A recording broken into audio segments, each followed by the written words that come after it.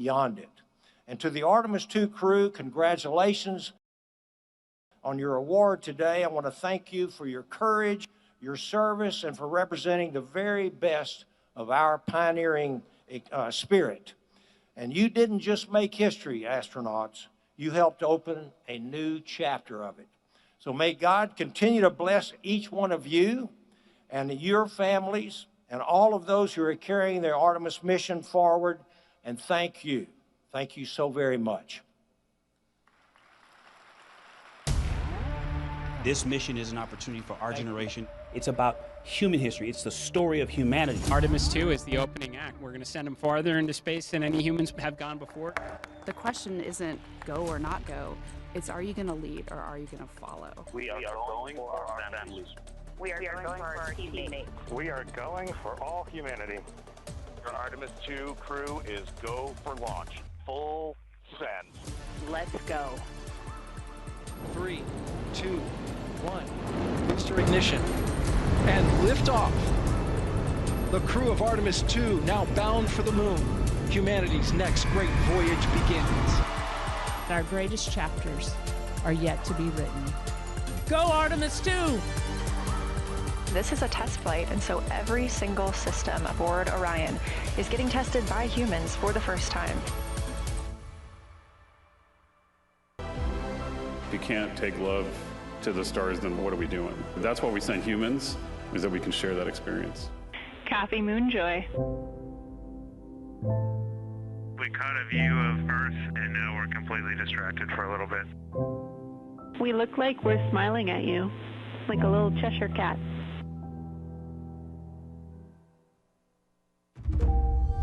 We all just had that weird vibe of backing up and we were getting sad. Confirmed at 7:07 p.m. Central Time. A new chapter of the exploration of our celestial neighbor is complete. Welcome home. Integrity's astronauts back on Earth. We took your hearts with us, and your hearts lifted our hearts.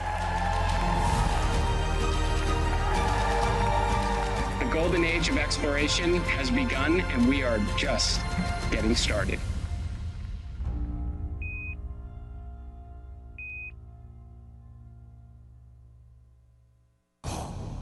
Ladies and gentlemen, please welcome United States Senator and Chairman of the Senate Committee on Commerce, Science, and Transportation, Ted Cruz.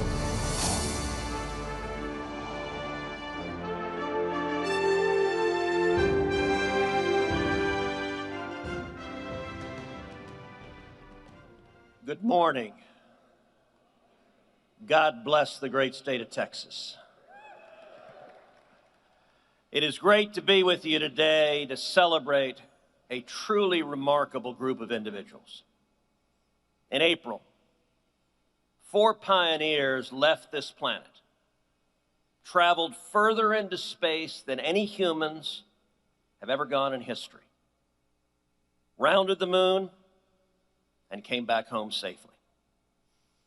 Commander Reed Wiseman, pilot Victor Glover, mission specialist Christina Koch, and mission specialist Jeremy Hansen proved that America remains the gold standard in space exploration. America leads where others hope to follow. It is fitting that we honor this crew here at Johnson Space Center, the beating heart of American human spaceflight. There is no American presence in space without Texas. And I'm fond of pointing out that one of the very first words ever uttered on the lunar surface was my hometown, Houston, as in, Houston, the eagle has landed.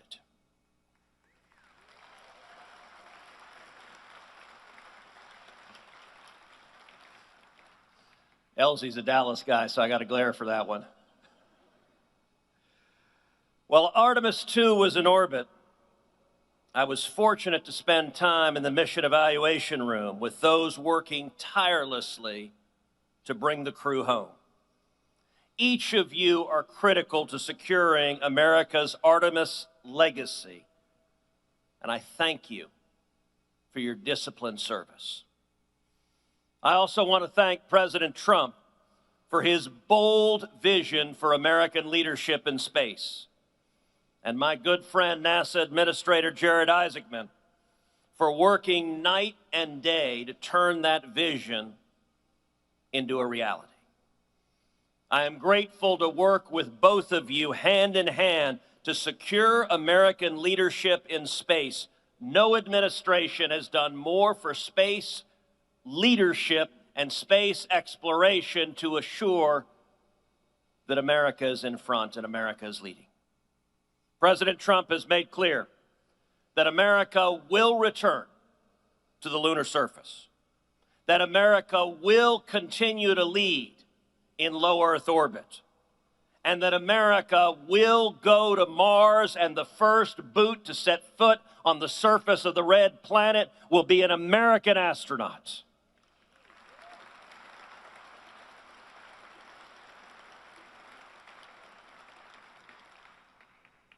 And President Trump's bold vision for an American moon base is precisely the ambition this moment demands. It's exactly why I've introduced legislation to help make the moon base a reality, housed right here at Johnson Space Center. And I will tell you, as soon as we can arrange to send the entire U.S. Congress to the moon base, it will be voted on unanimously by the American people. This is a race to ensure that America, not China, sets the standards in space. China intends to establish its own presence on the moon. We cannot afford to sit and watch from the sidelines. We will beat China.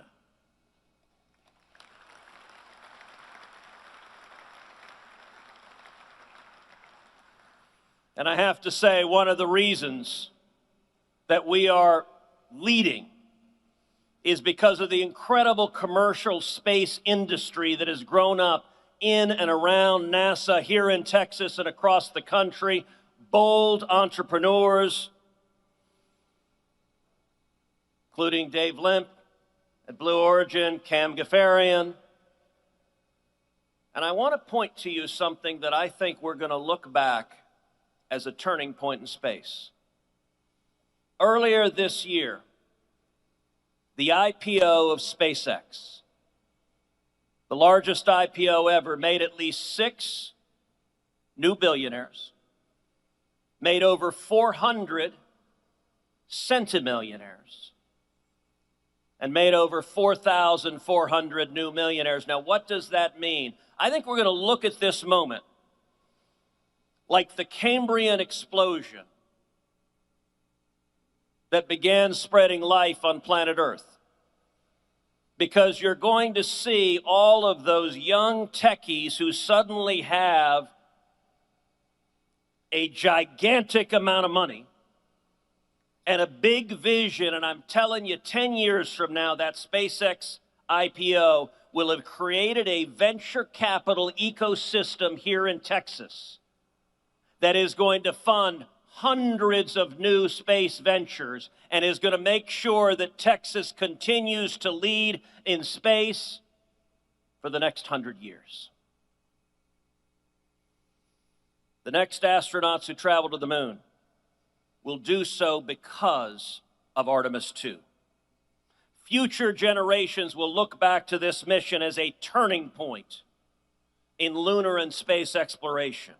Because of Reed, Victor, Christina, and Jeremy, and the countless people who made this mission possible, our dreams for the future of humanity can become a reality. It is an honor to commemorate your accomplishments with the Congressional Space Medal of Honor. I want to say to Vanessa Weiss, thank you for the great job you do leading JSC. It matters for Texas and it matters for the country.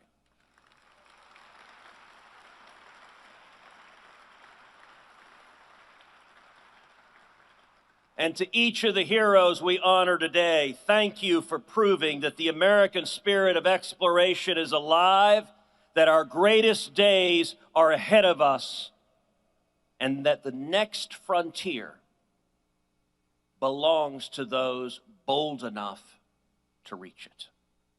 Thank you.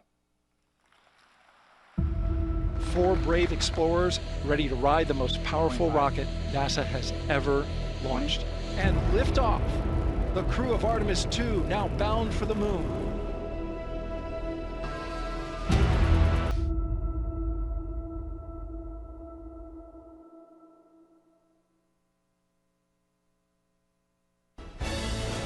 Please welcome the Associate Administrator for NASA's Human Spaceflight Mission Directorate, Dr. Lori Glaze.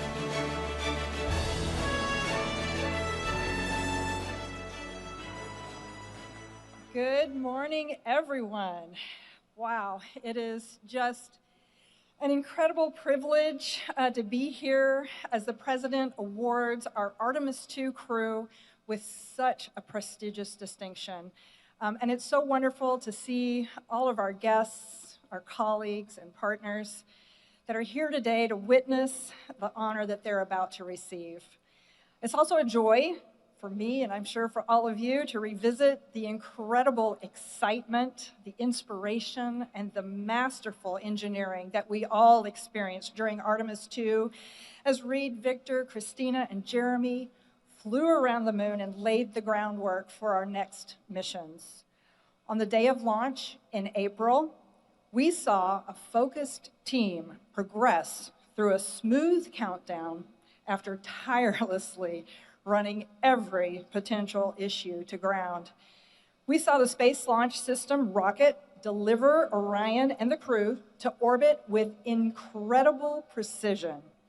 During the mission, we witnessed the spacecraft's life support systems, its navigation and controls, and its heat shield all perform as expected. Our flight control team executed a near-perfect mission.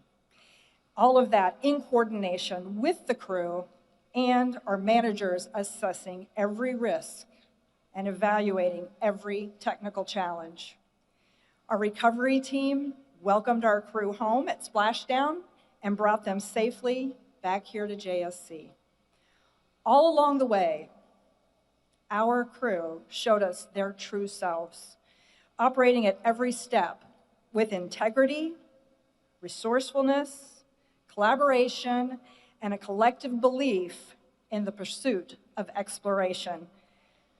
Since this incredibly successful mission ended, NASA has remained laser-focused on preparing for our next missions to execute the President's national space policy. Our team is working just as hard to get ready for Artemis III in low Earth orbit, along with our lander partners. We're moving with urgency to prepare for our first Artemis missions on the moon's surface, and we're preparing to build the moon base. We continue to fly our expedition crews aboard the International Space Station, which is essential because humans are critical to maintain and upgrade the station and to perform the sophisticated hands-on research and technology demonstrations for deep space exploration that can't be done here on Earth. Throughout more than 25 years of continuous human presence, we've carried out thousands of science investigations from more than 110 countries, driving breakthroughs in human health and biological and physical sciences. And it serves as our proving ground for how we are going to live, work, and thrive in space. The space station is a gold standard of laboratories and partnerships, and our work in microgravity will continue to advance our scientific knowledge, deliver direct benefits to humanity, and equip us to send humans on long-duration missions to the moon and Mars. As President Trump recognizes the Artemis II crew, I want those of you who were part of this mission to know that it is your dedication, your passion, and your drive that helped make all of this possible. The Artemis II took on the risk on behalf of humanity to help set our accomplishments at the moon in motion. And their achievements are possible only because of the unwavering commitment and talent of our workforce. The crew will be the first to tell you that they stood on the shoulders of thousands. Every milestone achieved during that mission was built during the late nights, the rigorous testing, and the meticulous engineering carried out by many of you. And as we look ahead to our next missions, we are pushing the boundaries of what is possible and ushering in a golden age of space exploration. And I could not be any prouder of this team as we carry that forward. Thank you. We choose to go to the moon. One small step for man. If we look back at the Apollo missions and all of the scientific data that were obtained during those missions, there is boring soil. Hey, it is! we learned so much, not only about the moon, but also about the Earth and the entire solar system. We've only barely scratched the surface in terms of the amount of area we've explored on the moon. We leave as we came, and God willing, as we shall return.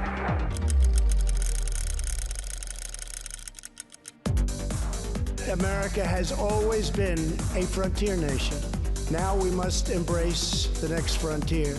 I am asking Congress to fully fund the Artemis program to ensure that the next man and the first woman on the moon will be American astronauts, using this as a launching pad to ensure that America is the first nation to plant its flag on Mars.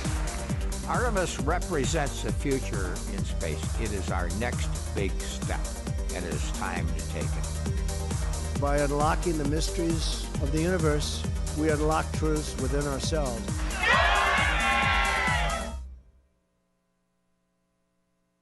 At this time, we invite you to rise if you are able, and veterans and active duty military may render a salute as we honor America with our national anthem. Oh, say, can you see by the dawn's early light what so proudly we hailed at the twilight's last gleaming, whose broad stripes and bright stars through the perilous fight o'er the ramparts we watched were so gallantly streaming, and the rocket's red glare, the bombs bursting in air, gave proof through the night that our flag was still there. Oh, say, does that star-spangled banner yet wave o'er the land of the free and the home of the brave?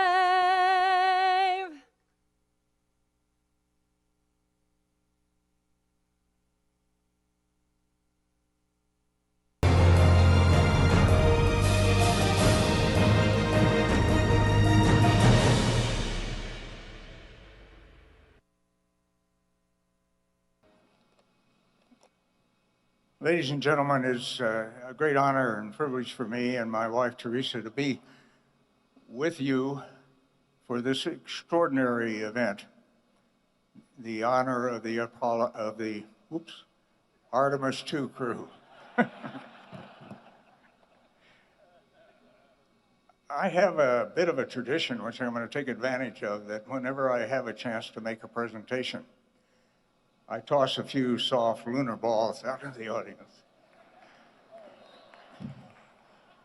Hello, get it? There you go. Oh, we're going to need some training out there. Ladies and gentlemen, it is indeed a great honor to be with you today.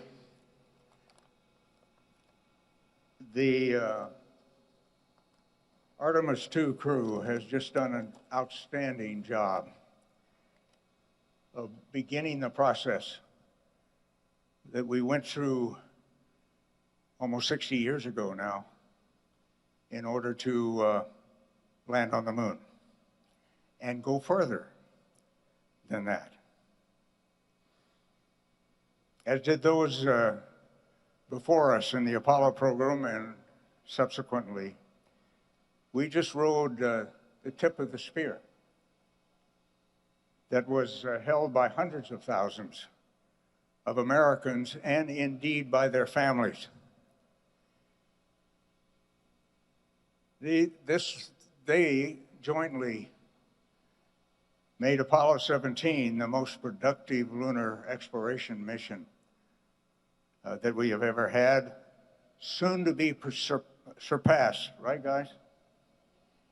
Soon to be surpassed by Artemis. Now, I'd like to have those of you in the audience to raise their hands, and that should be just about everybody, who's either themselves or their families participated in Apollo. And that doesn't include the taxpayers, of course. It really was a remarkable time. Apollo 17's success, as the success of all the other missions, was owed to the patriotic dedication, the courage, the competence of young men and women, who designed and built and managed and trained and planned each of the Mercury, Gemini, and Apollo missions. It was an extraordinary privilege for me to be part of that, almost through most of Apollo, certainly the latter portions of it. Now, I'm often asked what it was like to stand on the moon for the first time, and what caught my attention was this valley we landed in. And I only hope that the astronauts behind me will soon surpass the view that I had of a valley deeper than the Grand Canyon. The mountains on the north went 5,000 feet plus above us, above the floor. The mountain on the south, the so-called South Massif, was 7,000 feet plus above the valley floor. And these mountains were brilliantly illuminated by a sun as bright as any New Mexico, Texas, or Arizona sun that you can imagine. But they were set against a blacker than black sky. Just an unbelievable view. And you simulate all of this while you remember that everything you're doing is costing the taxpayer $1 million a minute. And that was in those year dollars. You can do the math. Right, Senator? The Earth that you have a view of, and I've seen several on these magnificent videos that have been prepared. The Earth is, when you're in the valley of Taurus Littrow, is hanging over that South Massif that I mentioned. And of course, every once in a while, you have a chance to glance up and look at home. It's only 250,000 miles away. What the heck? But you know that there are thousands of people taking care of you. So you don't worry. I didn't worry about that. That was just no thought at all about worrying about any risk or anything like that that might exist. You try not to do stupid things, but nevertheless, no worry. The kids particularly ask me what walking around in 1/6 gravity is like. Well, if you've ever been on a trampoline, it's like walking on an infinite trampoline, one that never ends. And I've been blessed in my life, and one of the blessings was to spend time in Norway as a Fulbright student. And I learned to cross-country ski while I was there. And that turned out to be a great technique, folks, for walking on the moon. If you want to go any distance or any rate, just practice your cross-country skiing. Now, the temperature that we were dealing with varied basically over about 300 to 400 degrees, depending Fahrenheit or centigrade or Fahrenheit, depending on how you do it. And of course, anything the sun was illuminating in the absence of any atmosphere got very hot, including your suit. We had great cooling. We had water-cooled underwear, by the way, in case you've forgotten. And anything that's in the shade gets very cold. It's exposed to 4 degrees Kelvin, which is the space temperature. And maybe increasingly through my activities, continued activities as a researcher, you're sampling evidence of creation. That's what exploration of the moon and of the Earth, and eventually of the rest of the solar system is all about. We are sampling creation. God is on our side, folks. In this infinitely complex movement of freedom into the solar system, and I'm absolutely convinced he wants us to go farther. Now, he's also on our side as well as the infinitely equally complex challenge we have in the preservation of freedom here on this planet. And I'm sure Artemis will continue to do what is required and will make God proud of these critical endeavors. And I want to, in advance of his appearance, thank President Trump for the fantastic support that he has given to space exploration and settlement. God bless the United States of America. And it is now my pleasure to introduce Colonel Matt Anderson, the Deputy Administrator of NASA. Wow, this is incredible. How about that guy, huh? What a legend. We have a bunch of friends of NASA here this morning and a bunch of patriots as well. Thank you all for coming. Director Kratsios, Director Vogt, Director Hassett, Special Assistant Donahoe, Assistant Secretary Coleman, Deputy Secretary Danley, Chairman Cruz, Chairman Babin, Representative Elzy, Lieutenant Governor Patrick, Dr. Bonin, Representative Paul, Ambassador Fertitta, and Dr. Pyabuff. Our astronauts, distinguished guests, welcome to Johnson Space Center. What a morning. As the chairman said, it's a good day to be in the great state of Texas. Yeah, let's do it.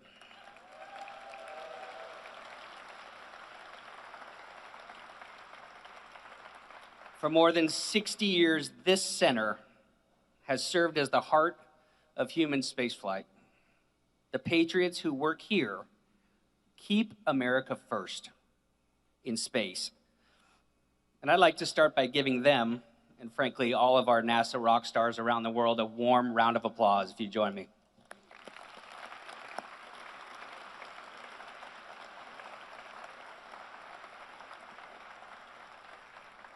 Just up the road here at Mission Control, Capcom Charlie Duke was the first to hear Neil Armstrong tell the world that he had taken one small step for man, one giant leap for mankind. And in that same room, we heard Apollo 17 Commander Gene Cernan, the last man on the moon, for now, challenge future generations to forge our destiny of tomorrow with peace and hope for all mankind. But long before the brave American moonwalkers of Apollo changed the world, they took their first steps here in the Space Vehicle Mock-Up Facility. They then handed the baton to the Space Shuttle crews, who pioneered our presence in low Earth orbit and helped build the International Space Station. Earlier this year, the Artemis II crew added their names to that history. They carried humanity around the world, around the moon for the first time in more than 50 years, demonstrated that America is ready to return and pave the way for those who will follow. In this mock-up of the Orion spacecraft, Reed, Victor, Christina, and Jeremy spent countless hours learning how to live and work inside a spacecraft roughly the size of 2 minivans. Because when you are that far from home, you don't get the luxury to call time out. You rely on your preparation, your crew, and your training. That is what human spaceflight demands. Years of training, sacrifice, trust in your crew, trust in the spacecraft, trust in the team behind you, and ultimately the courage to strap into a rocket, leave this planet behind, and carry out the mission. It's the same courage and dedication we are calling on every astronaut to bring to the missions ahead, because we need it now more than ever. The second space race has begun, and right now, America is on a shot clock. Our national security, the prestige of our nation, and the dreams of millions of Americans are riding on our ability to get the job done. This is an extraordinary responsibility, but it's also an opportunity. The next generation is watching. They're going to remember the men and women who return America to the moon, build an enduring presence, and open the door to Mars. But none of this would be possible without strong leadership from the top. President Trump ignited the golden age of exploration and discovery. He gave us the vision. His Working Families Tax Cut Act gave us the resources. And the Artemis II crew took the first steps. For their courage and service, today the President will present this crew with the Congressional Space Medal of Honor. But before I bring them out, we'd like to give you a recap of what it took to earn this honor. This mission is an opportunity for our generation. It's about human history. It's the story of humanity. Artemis II is the opening act. We're going to send them farther into space than any humans have gone before. The question isn't go or not go. It's are you going to lead or are you going to follow? We are going for our families. We are going for our teammates. We are going for all humanity. Our Artemis II crew is go for launch. Full send. Let's go. 3, 2, 1. Booster ignition. And liftoff. The crew of Artemis II now bound for the moon. Humanity's next great voyage begins. Our greatest chapters are yet to be written. Go Artemis II! This is a test flight, and so every single system aboard Orion is getting tested by humans for the first time.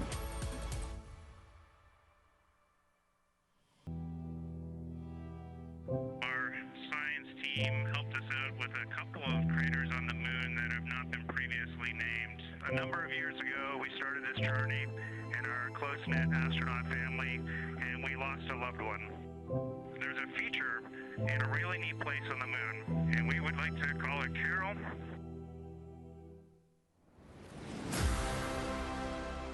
We do not leave Earth. We choose it. We will always choose each other. We love you from the moon.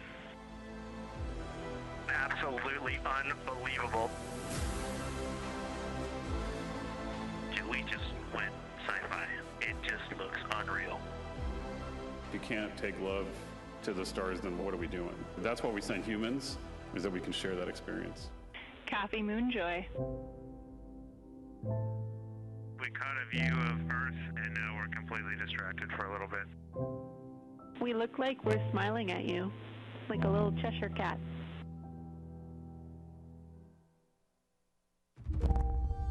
We all just had that weird vibe of backing up and we were getting sad. Splashdown confirmed at 7:07 p.m. Central Time.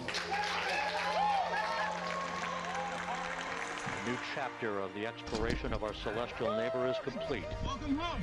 Integrity's astronauts back on Earth. We took your hearts with us, and your hearts lifted our hearts. The golden age of exploration has begun, and we are just getting started. America, ladies and gentlemen, is my... The moon, to me, it's the thing that connects me together with all the other humans in my life. I remember being a little kid lying in bed at night and just looking out at the moon in whatever phase it was in, and I was thinking, man, my friends that live like 20 miles away, they can probably look out and see that same exact moon. And then when I was in the Navy and I would look out at the moon and I'd be halfway around the planet, I would think, man, my brother can see that moon where he is and he's halfway around the planet from where I am. To me, it's a connection of life on Earth. We can all look up and see that moon, and it's always changing. The moon is never the same 2 days in a row. I love that. My name is Reed Wiseman. I'm the commander of NASA's Artemis II mission around the moon. I grew up in a little town just north of Baltimore, Maryland, about 20 miles north of the city. There was a National Guard base nearby my house, and there were A-10 aircraft that would fly over every now and then. I just would look up at them and be like, man, I want to be up there. I want to go do that. And then my brother went to the Naval Academy, and I would go every year and watch the Blue Angels fly during commencement.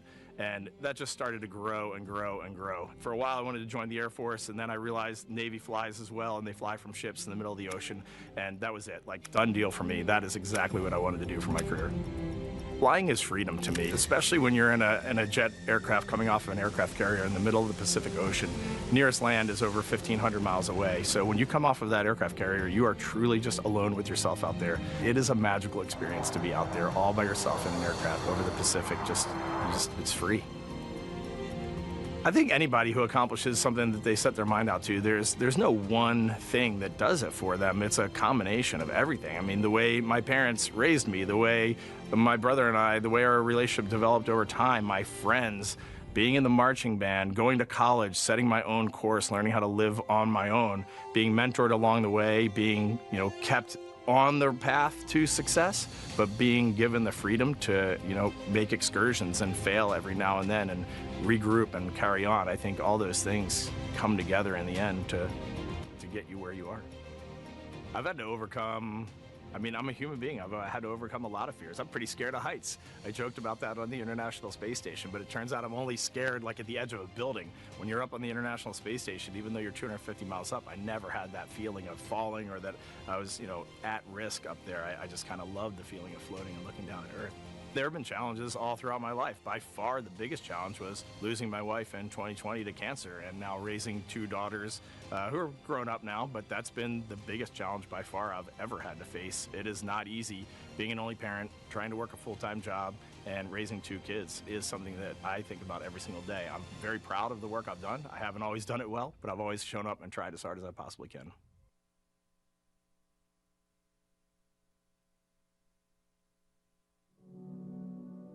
I do wonder what it's going to be like when we are really far from Earth and can see it.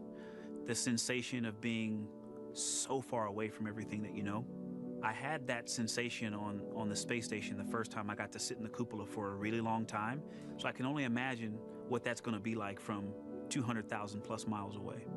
My name is Victor Glover, and I'm the pilot for NASA's Artemis II mission around the moon.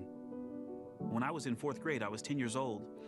And that's when the Challenger accident happened. And it helped me understand how the general public felt about the astronaut corps, right? Like, these are the people that we want to be. And that just gave me an easy thing to strive toward. The biggest fear that I've had to overcome in my life is doubting myself. Going to college when no one in my family had gone to college was a huge risk. I had more confidence in my athletic ability than in my academic abilities. I could play football with those college students that I saw on TV, but my classmates that I saw in the lab and around the University Union, I didn't know if I had what they had. I think addressing that self-doubt was a part of, swinging for the fence and trying to go get an engineering degree, not just go to college, but get an engineering degree and then go do something challenging and technical like flying. Apollo is known for sending humans to the moon. Artemis has an opportunity to continue the Apollo story, but I actually think it's important for this story to stand on its own. Artemis is a new program, and we're trying to do new things. And it's great to compare and contrast. When you look at our spaceship, you can see parts that were designed, built, and integrated in another country. When you look at our crew, you see that our crew is international. There are also men and women. And I just think that that comparing and contrasting makes the story even richer. The piloting role specifically, I will have an hour and a half or so where I get to fly the spacecraft by hand. We haven't flown that many spaceships. And so the ability to fly one actually in space on a test mission is just a really unique opportunity. I can't tell you how I'm going to feel when we fly by the moon and see the moon up close and the Earth from 250,000 miles away, but I don't use the word excited because I'm focused. You know, what we do, this is very serious and it's very risky, and we are all intimately familiar with that risk. And so if we go out there and we're successful and we can pass that baton on to Artemis II, that's something to really be excited about.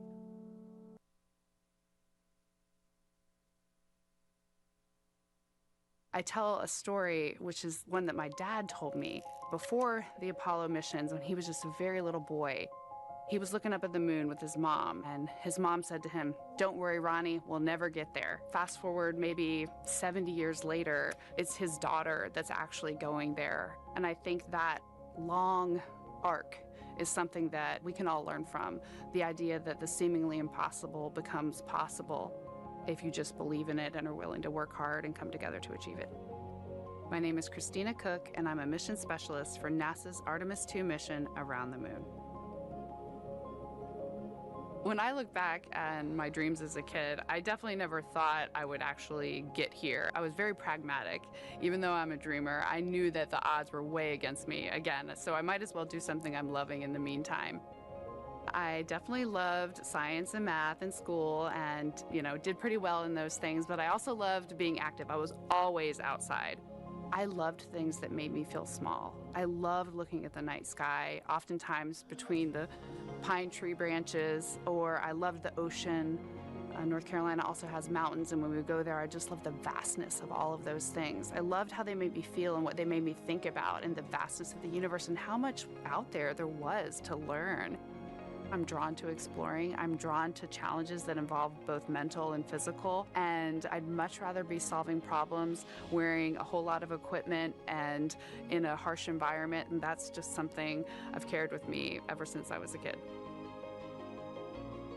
Thinking about the fears or challenges that I've had to overcome, there are just so many. I mean, basically, it's just been, that has been the journey. I always say to people, do what scares you, and that means I have to follow my own advice. So doing what scares me meant getting on a plane and going to the Antarctic, getting on a plane and going to study abroad in Ghana, applying to become an astronaut, opening the EVA hatch in the airlock and going out of it into the darkness, strapping myself onto a rocket.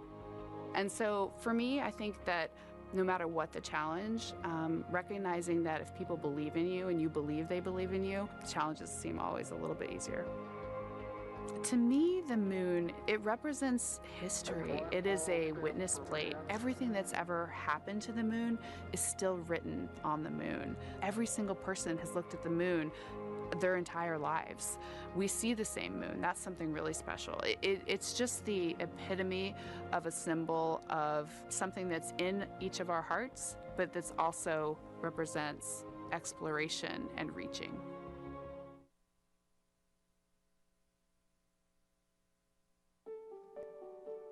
I have this very distinct memory of seeing an image of an astronaut standing on the moon. It's burnt in my brain because I went back to it so many times in my childhood, and I would look at that image, and I know it had a huge impact on me that humans had walked on the moon. My name is Colonel Jeremy Hansen. I'm an astronaut with the Canadian Space Agency, and I'm a mission specialist on NASA's Artemis II mission around the moon. My elementary school years, I grew up on a farm outside of London, Ontario. I spent as much time as I could with my dad on the farm. I learned the value of hard work, for example. If I wanted to go to work with Dad, it was going to be a long day, and I was going to have to not complain, or I wasn't going to get to go the next day. I had a treehouse. I had a vivid imagination, and I changed my treehouse into a spaceship. I made all these dials and controls. I had circuit breakers for switches that I found in the barn, and I was exploring space in my imagination. The most important thing I did to get to where I wanted to go in life, which was flying fighter jets and eventually becoming an astronaut, is I shared those desires with other people. And it turns out, just like you don't go to the moon on your own, if you could, I would have done it a long time ago in my treehouse as a kid. you have to go as a team. I think the biggest impediment to achieving my goals was, of course, myself. And I think that's a common human experience. There are many times where just little things would get in my way, and my immediate interpretation of that was, well, now that goal is out the window. You know, people must have lifted me back up, and somewhere in the back of my head, that persistence came through. And I think that's a common human experience, to doubt ourselves. I've come to this, I guess, realization that I believe that we all have gifts to contribute, and the goal is to figure out how to use your energy towards adding positively to humanity's existence on this planet. But I love it when humanity sets big goals, like sending humans to the surface of the moon with an eye to eventually going to Mars, because when we do that, we can bring together genius from not just even in one country, but around the world. I've also learned from my indigenous mentors that they refer to the moon as Grandmother Moon. So you've probably heard of Mother Earth. They use Grandmother Moon because Grandmother Moon is responsible for the water in their community, just like the moon moves the water around the planet, affects the tides. And I think that's a really beautiful thing for us as we go back to the moon, to think about all the different cultures around the world and how they view the moon differently. And that's really neat because we all share that same moon in the night sky. This is drawing on the playbook of success from the 1960s. We're bringing it back. This is how you do the near impossible. We're learning and building up to doing something extremely hard. A permanent human presence on the moon may sound like science fiction, but it's already taking shape. The ideas are becoming hardware, the plans are becoming missions, the future is happening now. Being able to see moon-based elements getting to the finish line is just awesome. We're taking you behind the scenes to show you how. People are looking up again, believing in big things again. America is returning to the moon to build a moon base. We're gonna need to achieve the near impossible.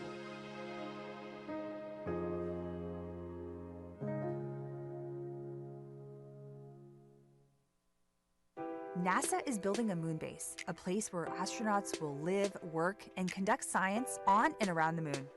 Now, building a moon base won't happen all at once. It will take more than 20 lunar landings during the first phase, with each mission delivering the equipment, technology, and science needed to build, learn, and improve.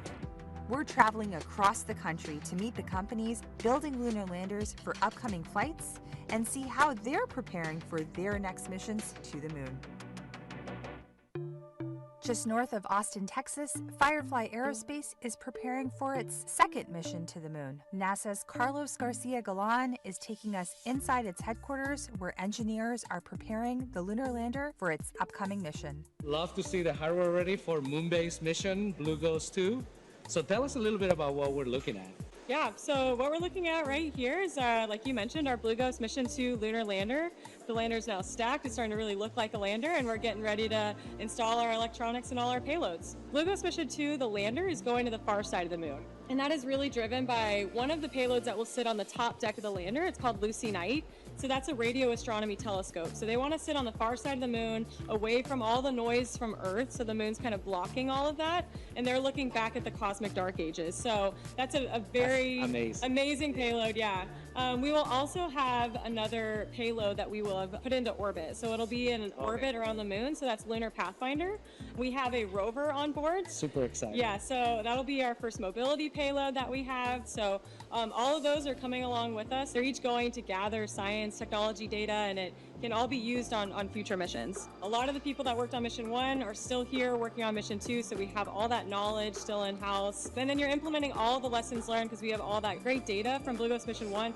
So it does feel easier, so it feels like the wheel is starting to really turn a lot faster, and then we've got these other moon-based awards, so it's really about, can you make it repeatable, can you produce it? Yeah, can you be successful several times? Is the excitement building up? Oh yeah. I mean, you're getting pretty close. Yeah, I think anytime that you have something in the clean room where it's like, you look at it and you know, like, that's my lander, that's going to the moon. It's also humbling. It's like, hey, we did it one time, but now we need to do it 2, 3, 4. We need to keep doing it and keep upping the bar and getting better each time.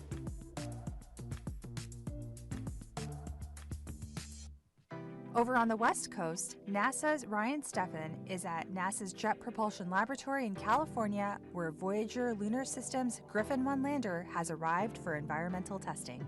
This larger lander is an infrastructure class lander.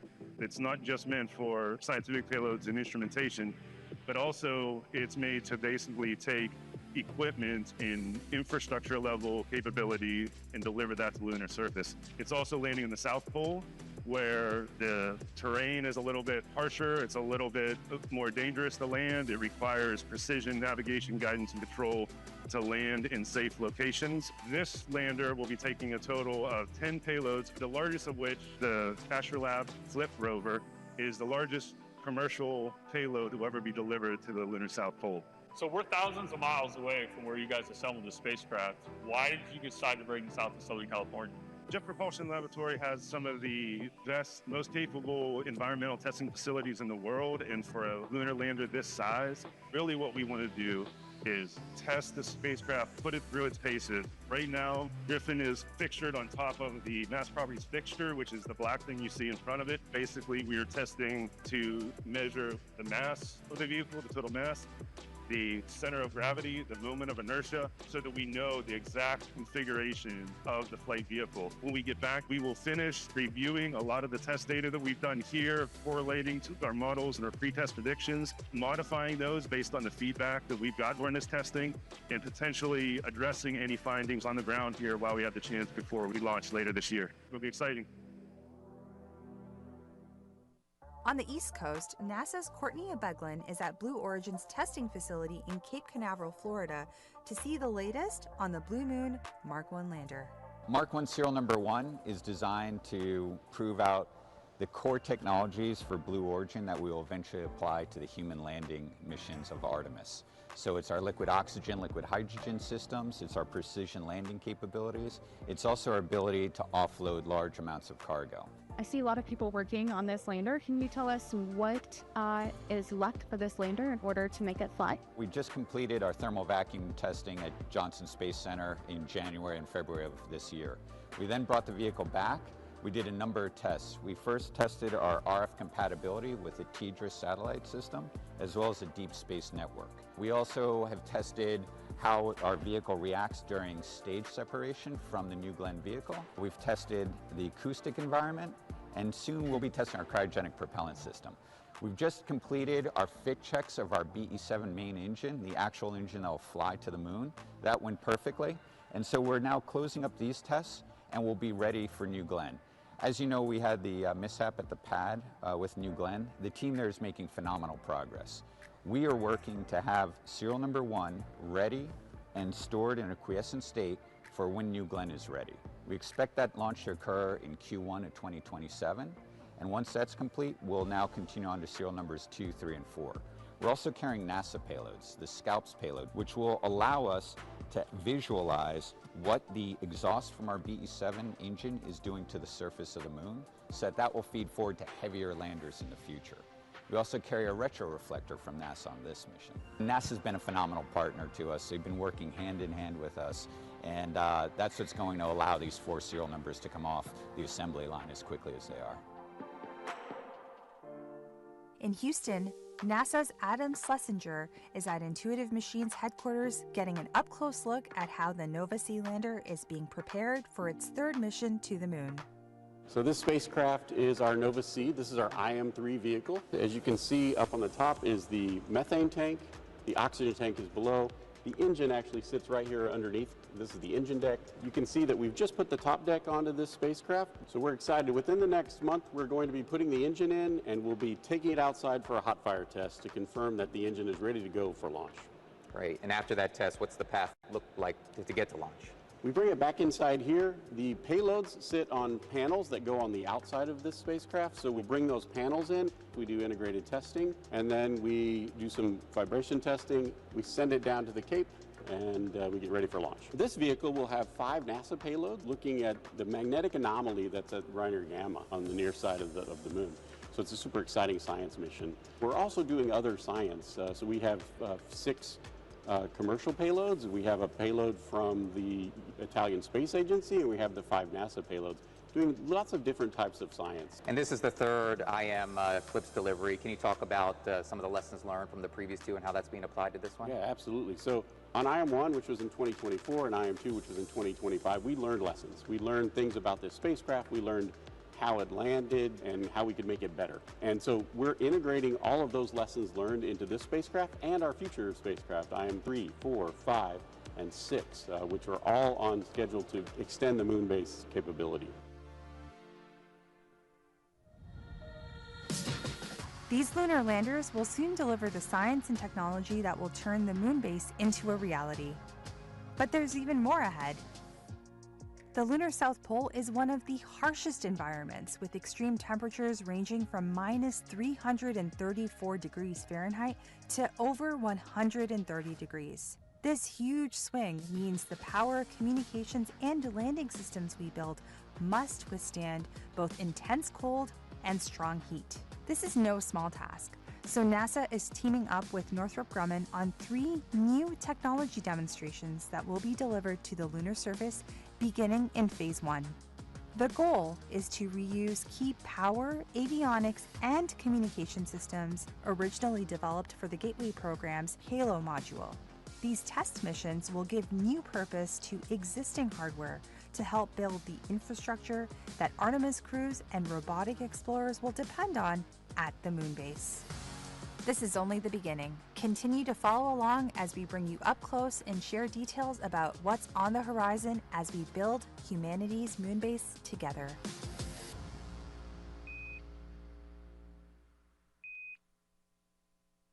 When it comes to Mars, everyone thought we were crazy. But sometimes, that's what it takes. We're making science fiction reality, writing the next chapters in the story of Mars exploration. But it doesn't happen overnight. Getting there is never easy. The first powered flight by an aircraft on another planet. It takes courage, creativity, resilience. It takes a legacy of daring, mighty things, of failing,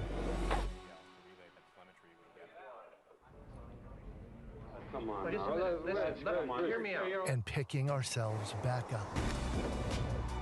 We've been here before. Decades of success. Building the future isn't for everyone. But for us, it's written in our DNA.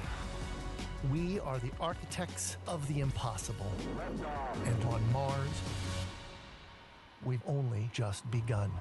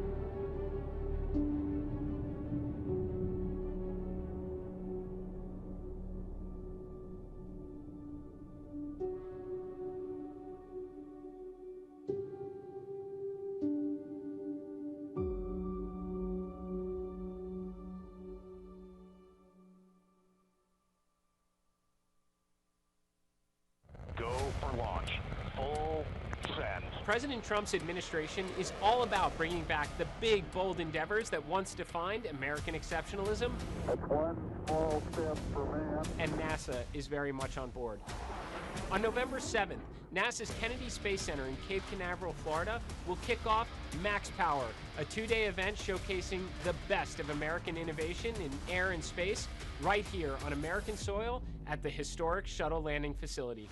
Max Power will feature space hardware, NASA and DOW aircraft, interactive mission simulators, moon rovers. You're going to have Apollo astronauts there, Artemis astronauts will be there, behind-the-scenes experiences, one hell of an air show, and maybe even a rocket launch or two. As we honor America's 250th birthday, Max Power will help set the stage for the next 250 years of American engineering greatness. Together with our collaborators, this will be an event remembered for generations. You can head to nasa.gov/maxpower to learn more, and I'll see you on the flight line.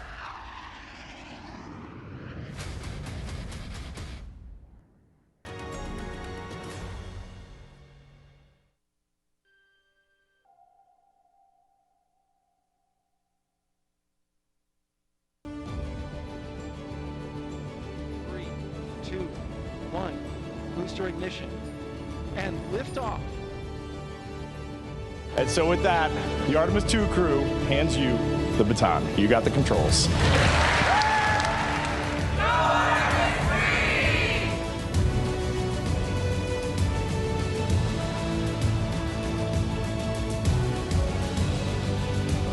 There's only one primary goal of Artemis II, is to prepare the spacecraft for Artemis III. And then we're gonna go hand off that baton to Artemis 3 and then cheer them on full-throated. I hope that people recognize that Artemis II was the stepping stone for something so much greater.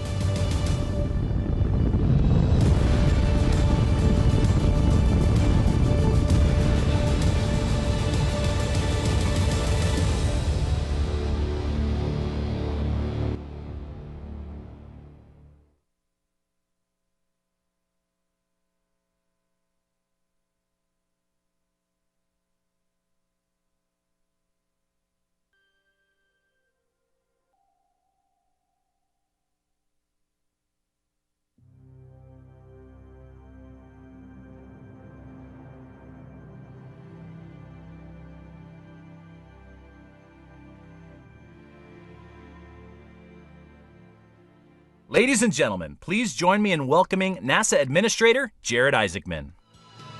Don't stop believing. Hold on to that feeling. Streetlight people. Good morning, everyone. Mr. President, welcome to Johnson Space Center. I am grateful to serve under a president with the vision and determination to ensure American leadership across the great frontier of space. A president with the foresight to see the diplomatic potential and give us the Artemis Accords. We now have 70 nations that have signed. The 71st will sign on Monday. The foresight to see the national security implications and give us the United States Space Force. The foresight to see the scientific, the economic, the inspirational potential and give us Artemis and Moonbase. President Trump knows great nations do great things, and he has given NASA the mandate and the resources to undertake the big, bold endeavors and achieve them. I am so grateful also to Chairman Cruz, Chairman Babin, Director Hassett, Director Kratsios, Director Pulte, and so many others that are also here from Congress for the support and the flexibility to enable the world's greatest space agency to compete in this very real second space race. To the Artemis crew, too, you stand here incredibly deserving of this recognition. Thank you for showing us the moon again, for showing the world your humanity, and for passing your knowledge and the baton to the astronauts who will follow in your very accomplished footsteps. There are no finer humans we could have sent as our ambassadors to the stars.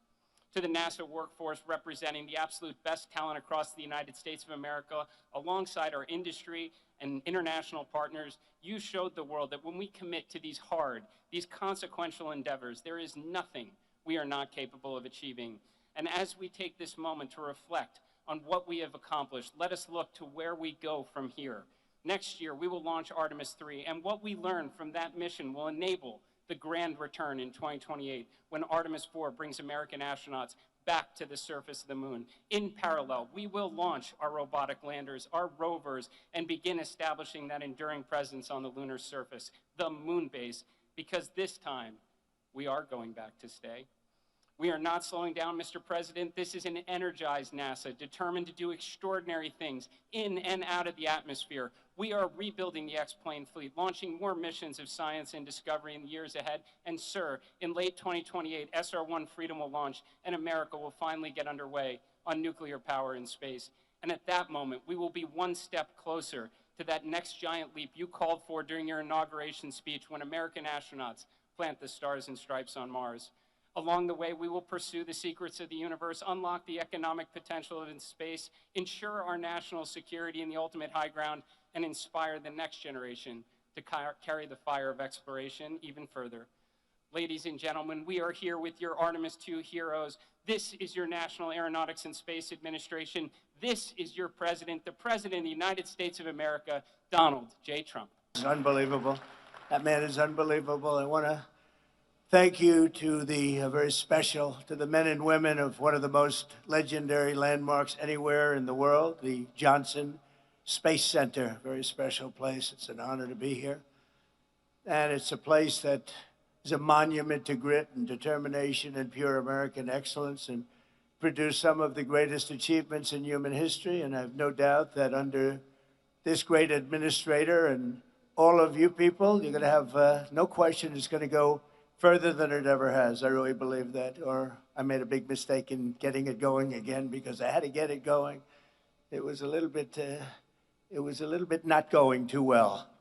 You know that better than I do. We gather here on these storied grounds, though, to celebrate the immense courage and service of 4 intrepid space heroes whose sense of daring and adventure led them further from Earth than anyone has ever traveled before. Incredible. That was an incredible evening. For us, it was evening. A lot of different times all over the world. But for me, it was evening, and everybody stopped. I was at a very important meeting with the biggest people in the country, maybe some of the biggest people in the world, and somebody said, "I'd like to watch Artemis." I said, "You would, really? Right in the middle of our meeting, you want to watch?" And we actually had a television pulled up, and everybody was spellbound. Somehow, maybe it's Jared, but somehow that just caught the imagination, and we watched every minute of it. In fact, the meeting was a disaster, because after that was over, they were so excited, nobody did anything. So it was a total waste of time, but what can I tell you? But it really brought spirit. There is a spirit that we didn't see in this space so much, and now you've really brought it back. And today we're proudly awarding the Congressional Space Medal of Honor to the remarkable crew of Artemis II. Please join me in congratulating Commander Reed Weissman, Pilot Victor Glover, Mission Specialist Christina Cook, and Mission Specialist Jeremy Hansen. Great people. Thank you. Congratulations.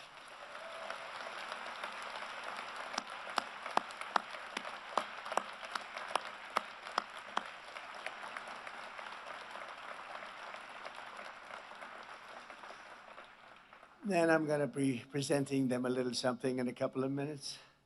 But these astronauts did not do it alone. I want to salute all of the engineers and scientists, launch and landing specialists, everyone at NASA who helped make this mission a great success. I had an uncle who was a great scientist, a great man. He was at MIT for 41 years, Dr. John Trump, and he loved space. He used to tell me about space, all space.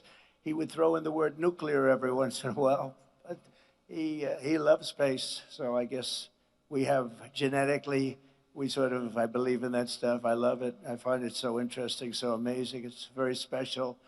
Thanks to also Associate Administrator, Chief Engineer, Amit Shathriya, and that's Artemis II Lead Flight Director, Jeff Radigan, Artemis II Landing and Recovery Director, Lily Villarreal, and thanks as well to friends of NASA. We have Senator Ted Cruz. Where's Ted? Are you here, Ted? Look at this guy. He's a good man. Stand up, Ted. He is a good man. We've had good moments and bad moments together. And I will tell you, he's good and he's smart and he loves what he's doing right here. This is something special, right, Ted? Also, another great warrior and friend of mine, Brian Babin, representative, congressman, does a fantastic job. Thank you, Brian. And Jake Elzy. Jake, thank you. What a group we have here, huh? Lieutenant Governor, a friend of mine. I mean, I shouldn't get political, so I won't, but I will tell you, from 2015, everyone thinks I ran in 20, I actually announced in 2015, Lieutenant Governor Dan Patrick called up. He said, I want to be the chairman of your campaign in Texas, and you've never left, right? And we won it in record votes. Nobody came close. And I just want to thank you for that. You were a fantastic chairman. We didn't even have to speak too much. It was sort of good. And that's what we have to do in a little while in the election coming up. So important. Texas Controller Don Huffines. Congratulations, Don. That was a great win you had. Congratulations. We watched that very closely. Great job. And of course, we're honored to be joined by amazing members of the NASA Astronaut Corps, past and present. They are amazing indeed, and thank you for all you do and risking your lives to advance our voyage into the heavens. It's where you go to the heavens. And I understand this weekend that NASA has a very big launch coming up, the Roman Space Telescope. I was asking Jared, is that a big one? He said, it's really big. So I hope everyone that's watching, look at all the media back there, all the press. I hope you're going to inform people because this is going to be a very big deal. It's hundreds of times more powerful than Hubble, and it will help unlock the secrets of the universe. So to everyone involved here at NASA, good luck this weekend. It's a big deal. And I was given a little briefing. I said, I want to know about this if it's so big. And it really is something hundreds of times more powerful than Hubble. That's all you have to know. From the very beginning, America has always been a frontier nation, and space is the highest of all the frontiers. Our manifest destiny is to explore and settle this great unknown, carry forward the light of American liberty into the stars. And Americans were the first in flight, the first in the moon, and will certainly be the first in space no matter where it is. And I know we're going to be looking at Mars very shortly. In fact, you're already partially there. A lot of work's been done, and that seems to be the next frontier. You'll be stopping on the moon, and you're going to be going to Mars. What excitement, what excitement. Yet when I took office in 2017, America's endeavors in space had come to a complete halt. It was held back by decades of gross mismanagement in Washington.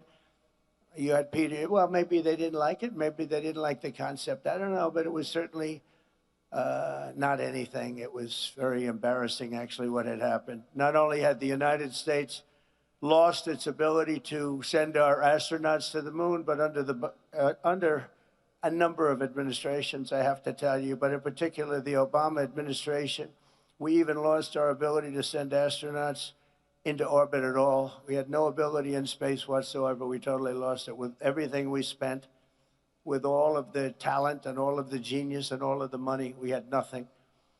And when I got here, I came here, I went to Florida, I visited a couple of the places. I wanted to see what was going on. NASA was closed, absolutely closed. There was almost nobody there. It was like an empty building, not a good look. And I went down, I looked at Kennedy Space Center in Florida. In particular, I saw something that you rarely see. They had grass growing out of the cracks in the runway. You had a runway that was all broken up. It was all bad. I know all about that from being very good at construction. You had the cracks in the runway. We had grass growing out of the cracks. It's almost hard to do. And I said, boy, this is sad. It was very sad. That's where we started. Yet as the world can see today under the Trump administration, we have brought back America's space program and came out of the dark age, and it's now into the golden age. This is the golden age of America, and this is a big part of it. So to every astronaut here today, I want to make this promise to you. Our nation will conquer, and we will conquer indeed this vast frontier that we have before us, and we'll reach American courage, and we'll use American genius and daring and all of the things that we have that nobody else can ever compete with. We will explore it, we will tame it, and we will win it. We will always win. In 2016, the United States of America and our government, the private sector, launched just 22 rockets into orbit combined. So we did 22. And last year we conducted nearly 200 orbital launches, and that number will continue to grow very, very rapidly. As you probably know, you know every one of them that's getting ready. There are a lot of them. By embracing competition in the private sector, we freed up NASA to focus on what it does best, leading the cutting edge of exploration and human space flight. In my first term, I signed the orders creating the Artemis program and officially directed NASA to return American astronauts to the moon and then push onward to Mars. And that's exactly what we're doing. And we had a little interlude of 4 years, but somehow it was limping along. It was okay. It was limping along. And now I'm back. And we're doing more than limping. We don't limp. 8 years later, these dreams are really coming through at a level that nobody ever imagined. Nobody imagined what is happening now. And even more importantly, what space has done for our military in terms of offensive and defensive capability is incredible. Don't forget, I was the one that gave you Space Force, and we had no Space Force. And when people heard about it, they thought we were kidding. If they thought it was like comic book stuff, it wasn't at all. It's turning out to be one of our most important branches. It'll be and only getting more important with time. And we were number 3 in space at the time I did that, and now we're leading by a tremendous amount. We made some very good original initial hires. We put some people in charge that were really outstanding, and they did it right from the beginning. On July 4th of this year, I presented a veteran of the last mission to the moon, Apollo 17 astronaut Jack Schmitt, with a very special American flag that flew over the United States Capitol on our nation's 250th birthday. Very, very special flag. And it's here today, right next to me, and Jack is here also. Where's Jack? Where's Jack? Number 1, where's Jack? And number 2, where's the flag? Anybody letting me know? Jack, you look good. I know the flag looks good. Where's the flag? Oh, it's over there. It's hidden behind a lot of rockets. Thank you, Jack. Very good. I was wondering, I'm saying, am I supposed to be introducing a flag that I can't see? It's invisible. Great job, by the way. Great guy. He's still a good-looking guy. You were always a good-looking guy. Now, I think you're better with the white hair, if you want to know the truth. You look better than you did 20 years ago. Before the end of my term, American astronauts will return to the lunar surface, and we're looking forward to that. We'll do it, and we're then going to the next step. And when we do, they'll plant this very important flag to mark the site of the first permanent American settlement on the moon. They're going to have a settlement. They're building a settlement up in the moon.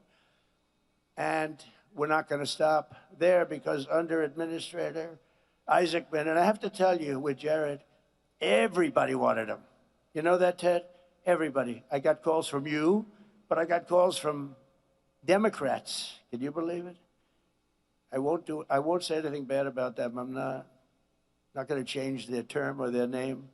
But Democrats, DEM, and they called and they said he's fantastic, which set him back a lot, because when I got so many calls from Democrats, they said, is that good or bad? But I got a lot of calls from Republicans and Democrats, something that doesn't happen very often. And the people just said he's just the best. There was no competition. There was actually no competition. And I made it, and these turned out to be better than we even thought possible, right? Even better. So we're lucky to have Jared. But NASA has already begun to work on the first ever nuclear-powered interplanetary spacecraft, which will launch in 2028 on a mission to Mars. It's something so incredible.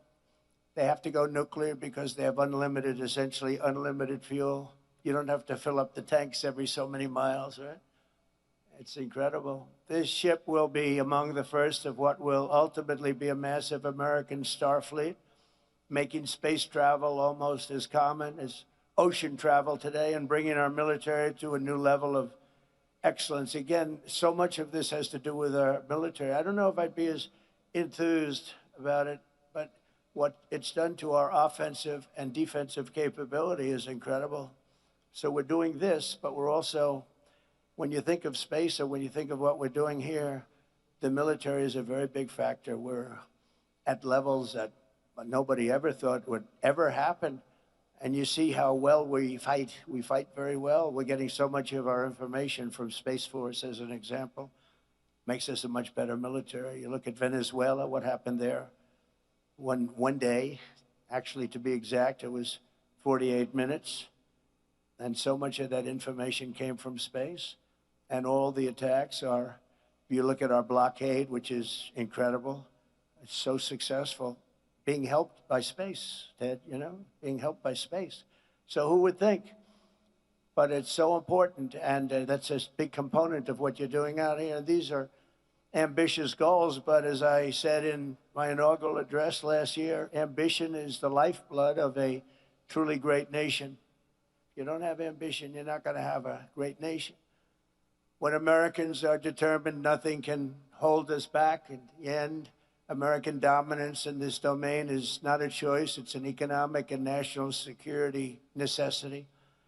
A nation cannot be first on Earth if we're going to be second in space. Just not going to happen.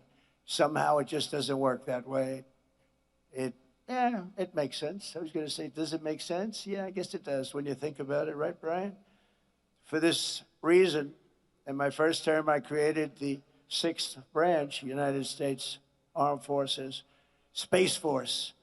And today I have another historic announcement to make. This is something that's so exciting for me, given the rapid growth of the Space Force and the commercial space industry and the expansion of our ambitions to the moon and far beyond the moon. Far beyond the moon will someday be thought of a close location, like in the old days, the subway, the first stop. The moon will be a close location. But it's clear that we will need to educate and train an entire generation of skilled service members, engineers, and civil operators, and everything else to do what we have to do and what we're right now doing the best and will continue, and I think by leaps and bounds. And that's why in a few moments I will sign an executive order to begin the process of creating a new national academy. It's called the U.S. Space Academy. That's a big deal. So you think of West Point, and you think of Annapolis, and you think of the Air Force Academy, and you think of the Coast Guard Academy. Is great. They're all great. But we're going to have now a Space Force. We're going to have an academy for what the people in this room love the most. That's exciting. That's really exciting. And I'm going to be choosing a location very shortly.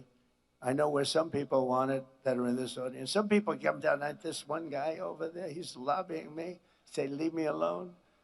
Just leave me alone. I'm not sure he's going to get it. I don't know if he's going to get it. But everybody wants it because it's the hot thing. Space is the hot thing. Tell you, Ted Cruz and Brian, you guys are there working too, I have to tell you. Just leave me alone, Ted, please. Leave me alone. But it'll serve both the United States Space Force as well as NASA and the civilian spaceflight industry, and it'll attract, train, and graduate the very best of our nation, and our nation really has to offer. And this is going to be, I said, I'll do it, but it's got to be top line. It's got to be the equivalent of the others, which are great. You know, they're among the hardest schools to get into. You know, you talk about the Ivy League schools. It's tougher to get into West Point, Annapolis, the Air Force Academy. Coast Guard, too. You know, we can't forget that. But so tough, all of them. Among the hardest schools to get into, and they're great scholars, great everything going to that. You sort of have to have a lot of everything. Not a little, but a lot of everything. But I said, this has to be comparable to that. You know, we don't want to do it in any other way. And it's going to be, even architecturally, it's going to be beautiful. It's going to be the top. It's going to be as good as it can get. You know, doing a bad building doesn't cost a lot less than doing a great building. I've always said it. Doing great architecture, doing something really great that's also practical. It doesn't cost much more than doing some of the bad stuff that you see all over the place. But we're going to make this so good and so exciting. But first, we have to honor the heroes who are inspiring the next generation of astronauts and pioneers and the people behind me, these people, I looked at them coming before I came up. I said, that's a good looking group of people. I don't like speaking with those people behind me, to be honest. They look too good. But they're great people. They're great, great people. But the Congressional Space Medal of Honor, that's exactly what it says. This is a very rare thing. It's for courageous people, brilliant people, bestowed on astronauts who have distinguished themselves with exceptional service to the nation and all of mankind. Only 30 extraordinary men and women, long period of time, too, in the history of our country have received this extremely rare and distinguished honor. Real legends like Neil Armstrong, John Glenn, Alan Shepard, and the immortal heroes of Apollo 1. Today we add 4 new names to this elite roster of fearless explorers. That's really what they are when you think of it, fearless explorers that are very smart. The crew of Artemis II blasted off from Kennedy, NASA's great space center, last April and flew more than 250,000 miles from Earth in, very interestingly, our 250th anniversary year. Only Jared could have thought of that, I assume. I hope that wasn't just by luck. I hope they, but it's pretty good. They actually went far beyond what would be the normal target, the longest, the furthest anybody's ever been in space. They crossed behind the dark side of the moon and glimpsed sights never seen before, never seen by human eyes, and returned to Earth at 30 times the speed of sound and splashed down in the Pacific Ocean, completing the flawless mission. It was absolutely flawless. Artemis II was led by a Navy veteran, a pilot, a father, and a great patriot, Commander Reed Wiseman. With unfailing strength and calm, Reed led the crew through every phase of the flight and their safe return to Earth. He was a great leader, respected by everybody, As many people will remember, during the mission, the crew named a previously unnamed lunar crater in loving memory of Reed's wonderful wife, who we lost to cancer. So they call it the Carol Crater. So that's making Reed a little weepy right now, because I heard she was an incredible woman. Will never be forgotten now. She'll never be forgotten. We honor her. And truly, the memory is all about the moon. That's a great one. I wish they'd name something like that after me, Reed, but I don't know. I'll have to get the governor's approval. I like that. That's beautiful. So, Reed, we salute you. We salute your family. And we congratulate you. Thank you very much.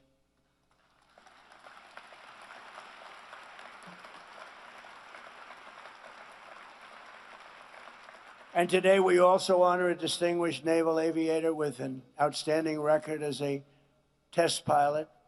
He served in 24 combat missions for our country before taking on the most dangerous mission of all, Pilot Victor Glover. Victor led guidance, navigation, and control operations with perfect skill and absolute total precision. And you have to have great precision or things will not go well. And he did it with the heart and the faith that brought out the best in this incredible team before the spacecraft passed behind the moon and lost communication. And they did. I was watching. They were totally, there was absolutely none. I said, what's going on? But they lost total communication with Earth for a fairly extended period of time. Victor turned to prayer and reminded us all of God's love for all of his children. And Victor, thank you very much and congratulations. It's incredible. Great story. We also, thank you.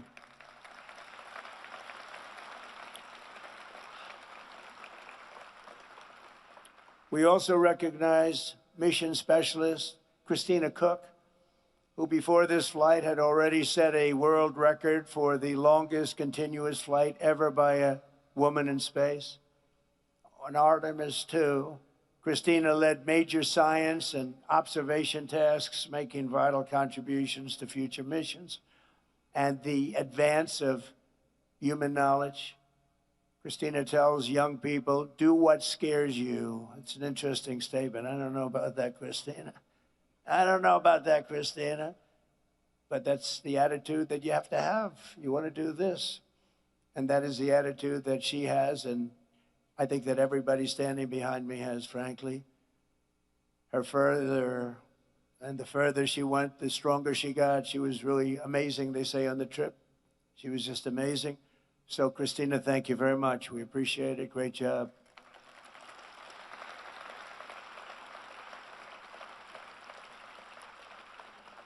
And finally, we honor a master of science and physics, a fighter pilot, a great one, and a beloved member of the astronaut team, mission specialist, Jeremy Hansen.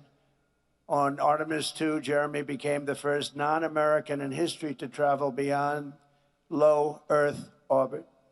He documented lunar terrain while contributing enormously to space science and physics research. And along with Christina, he helped the crew stay healthy and develop standards and best practices. Jeremy, thank you very much. Great job. Great job.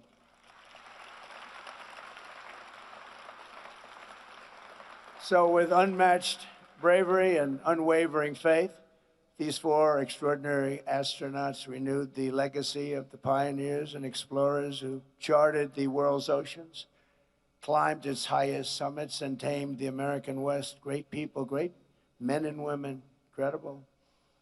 That spirit is written into the soul of our nation, and in the daring deeds of these heroes, we're reminded that for America, no aim is too high, no journey is too far, no challenge is too tough.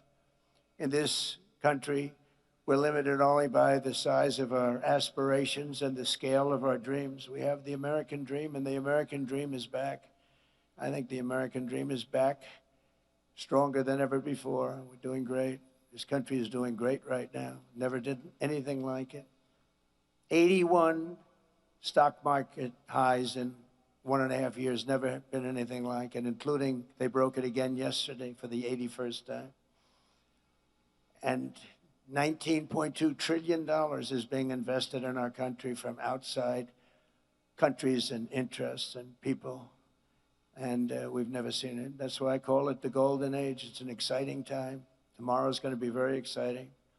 And today, thanks to the crew of Artemis II, those dreams are closer than ever before, and we're on the cusp of an adventure and something that's so special that people have really not imagined anything. It's really, civilization is into the stars. The stars are up there and they're beautiful, and you're right next to them. You have the courage to be right next to them. Few people do, but you're leading the way. It's great, great bravery. I want to thank again Reed, Victor, Christina, and Jeremy, very special people. And now I will sign the executive order creating the U.S. Space Academy, and then we will do the honors. Thank you very much, everybody. Great honor.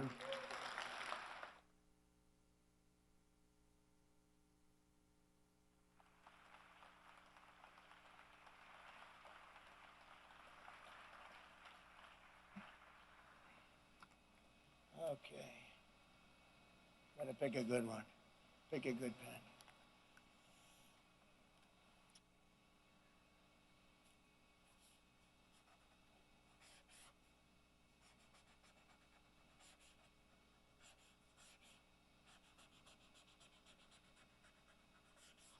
That's a good one.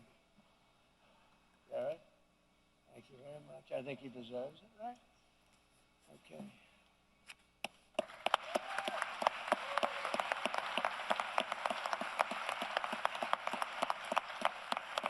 Thank you, Travis. Thank you very much. You'll take that. Take these around. We'll give them out to some of the people. We'll do that. We'll go over here.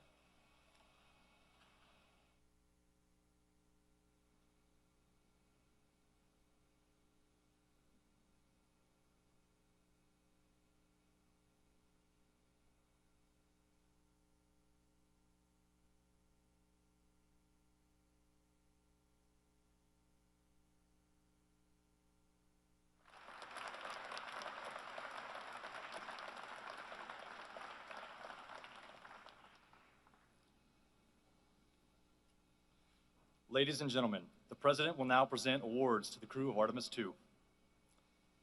As mission specialist on Artemis II, Jeremy Hansen demonstrated exceptionally meritorious contributions by executing spacecraft communications, navigation procedures, and pre-launch verification activities, including pressure suit regulator checks and Orion systems configuration. Throughout the lunar flyby sequence, he led and executed detailed observation protocols, capturing and documenting lunar topography, eclipse phenomena, and solar coronal behavior while directing real-time scientific data collection for geology and heliophilics research. He performed manual control assessments and crew health evaluation tasks, including the orthostatic and tolerance garment test, advancing validation of systems and human factors performance essential to future lunar landing operations and long-duration deep space missions. During the mission, he was integral to the crew surpassing the Apollo 13 distance record and reaching approximately 252,760 miles from Earth, farther than any humans in history.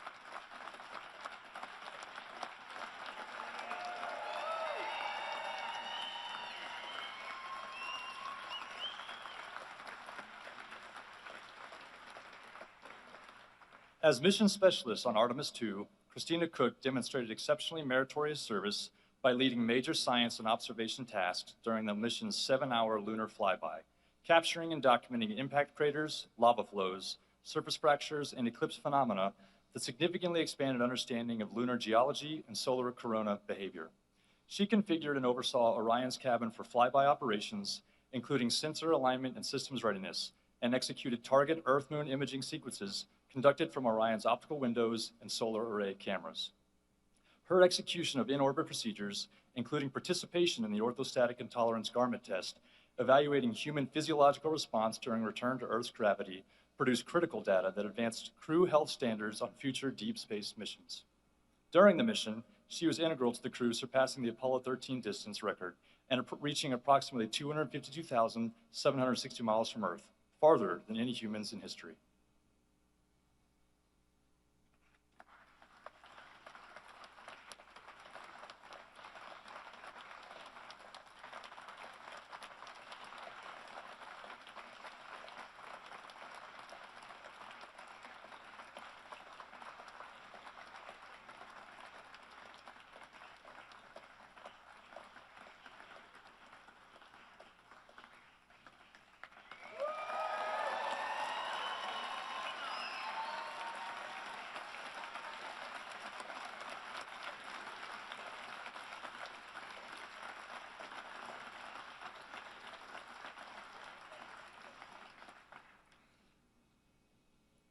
As pilot of Artemis II, Victor J. Glover distinguished himself through exceptionally meritorious performance by commanding and executing guidance, navigation, and control operations throughout launch, translunar injection, and return phases.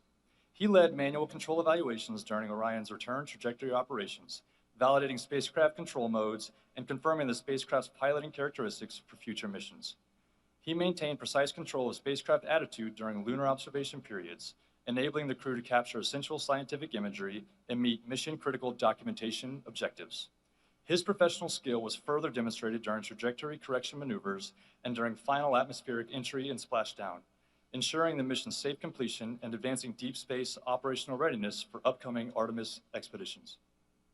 During the mission, he was integral to the crew surpassing the Apollo 13 distance record and reaching approximately 252,760 miles from Earth, farther than any humans in history.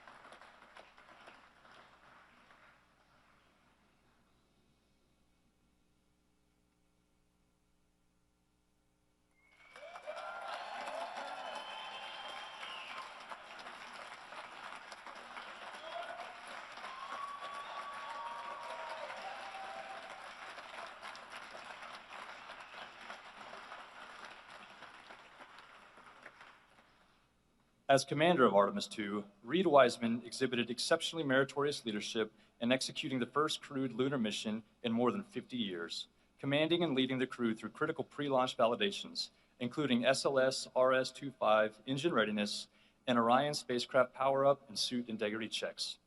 During the mission, he commanded Orion's outbound trajectory, the successful lunar flyby, and detailed geologic observation operations, ensuring the spacecraft remained on the precise course required for the crew to surpass the Apollo 13 distance record and reach a maximum of approximately 252,760 miles from Earth, farther than any humans in history. Under his command, the crew executed return trajectory correction burns, manual control evaluations, and system verification procedures that culminated in a flawless splashdown and safe recovery, advancing the nation's readiness for future lunar surface missions.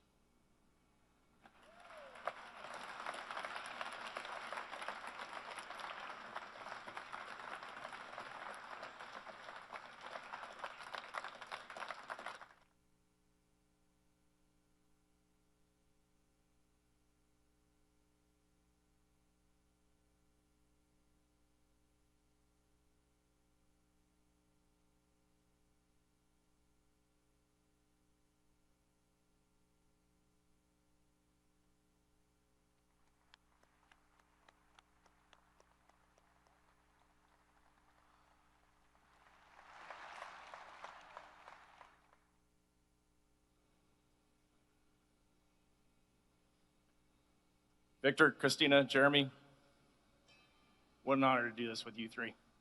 Mr. President, it means a lot that you are here at the Johnson Space Center. It underscores the important work that is going on here in Mission Control in furthering human exploration, the home of our astronauts, the home of flight operations, and Mission Control. Thank you for coming here today.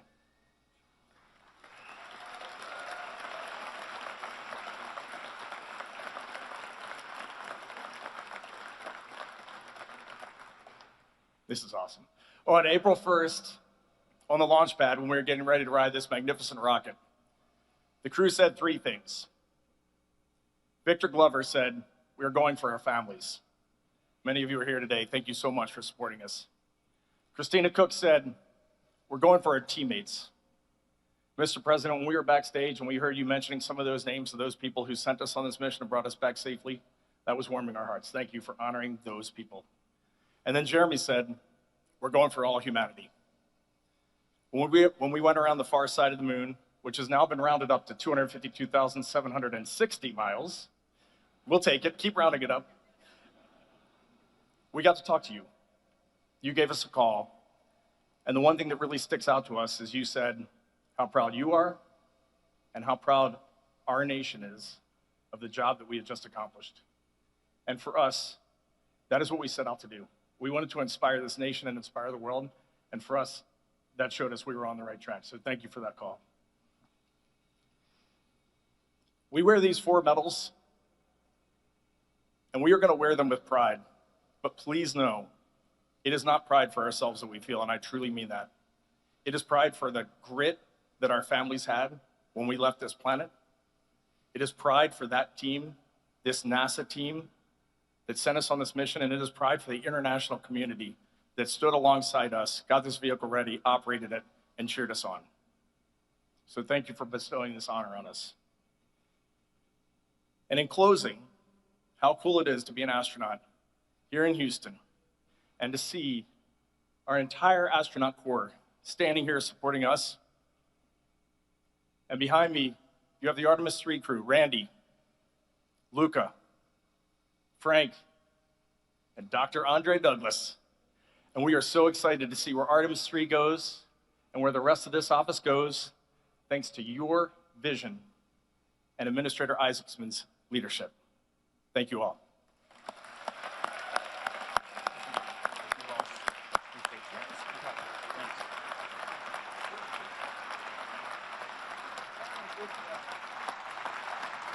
I'm going to hand it over to our esteemed pilot, Victor Glover.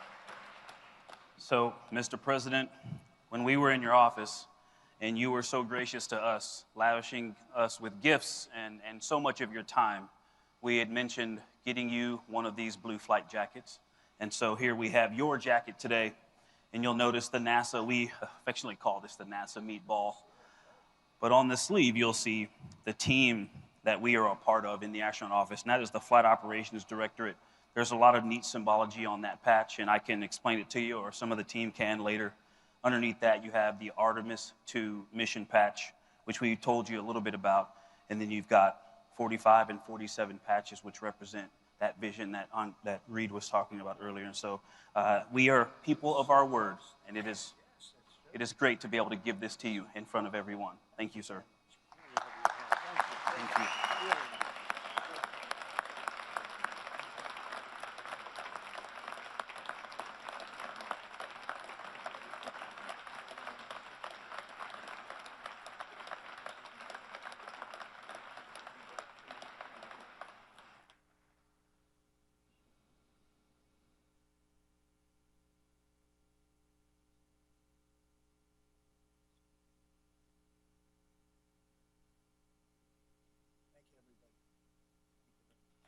Now laid on their shoulders, because we go together for all humanity.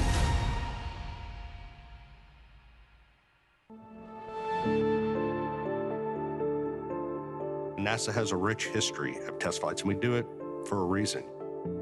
It goes all the way back to Mercury, to Gemini, to Apollo, to Shuttle, STS-1, Station, where the two modules came together, and we put that first crew on. Demo 2 on SpaceX, a lot of work went into that. Starliner for the crew flight test. These are test flights, and they're test flights for a reason, because we're making sure that that vehicle's ready to go from an operational standpoint from that point further. And Artemis is no different. NASA was established to undertake big, bold endeavors in air and space, to undertake the near impossible. The next up is America's return to the lunar environment. What we learned from that mission is going to help enable America's return to the lunar surface. When we arrive to the moon, we're there to stay. Our mission calls for 4 names. It's difficult to pick just 4 from a group that by its very definition attracts the best and the brightest that humanity has to offer, as humanity looks to find its place among the stars. My name's Norm Knight. I'm the Director of Flight Operations at NASA Johnson Space Center. Well, let me tell you a little bit about what Flight Operations does. You could think of us as a service provider to the major programs at NASA, both for low Earth orbit and for our exploration goals to Moon and Mars. We plan, we train, and we go execute and fly the missions. Assigning a crew for a mission is complicated. I'll tell you that. We look at our experience base and we say, all right, here's the mission, in this case, Artemis II, higher risk, being a test flight. So what complement of experience base do we want on this mission? With a test flight, we typically like pilots that have test flight experience, test pilots. In addition to that, you look for cohesiveness with a crew. We need mission specialists on board that are able to do a lot of the tasks. We go look at an experience base within the office and say, who best can fit these needs? How can they work, or will they work together in an environment that's cohesive to aligning to the mission? And you end up with an experience base with those crew that then provide everything possible to guarantee mission success going forward. As head of flight operations, I have the privilege of getting to know each and every astronaut.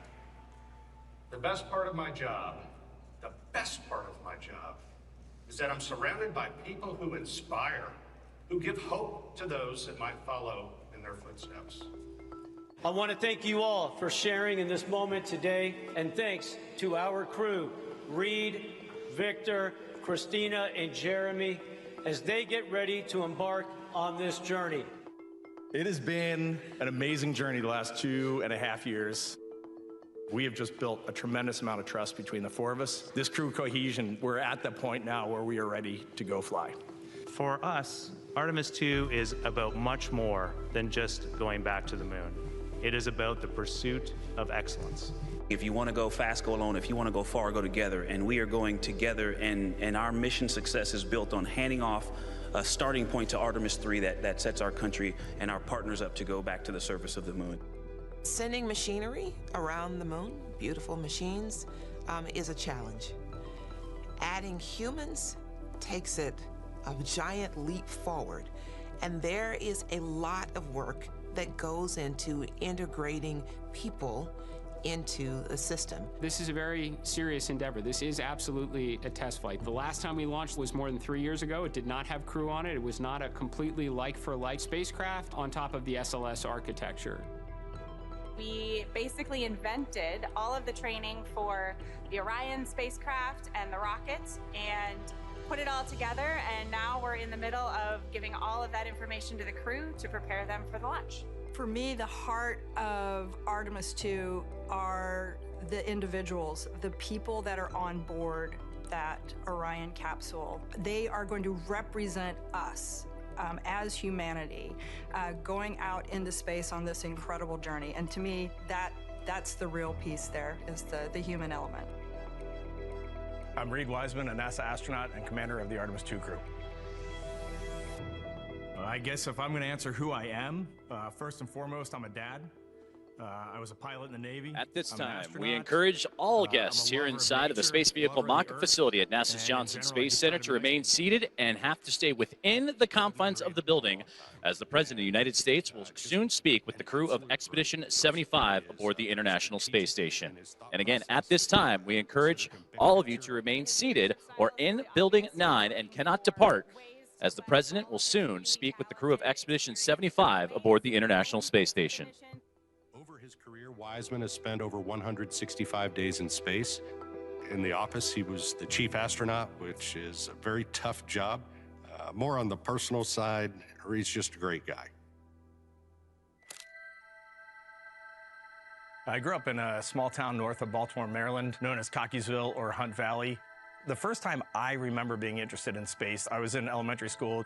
I was always into cars and trains and planes, and I distinctly remember before the first space shuttle flight, I think I was 5 years old, the 747 flew over with a shuttle on the back. I distinctly remember being on a hill near a mall with my mom and dad watching that thing fly over and all. I was a tiny kid. I graduated high school pretty young, and so I was small. I tried all the standard little kid sports. I tried soccer, I tried baseball. Those just did not fit with me. While I was at school, I decided that I wanted to be a Navy pilot.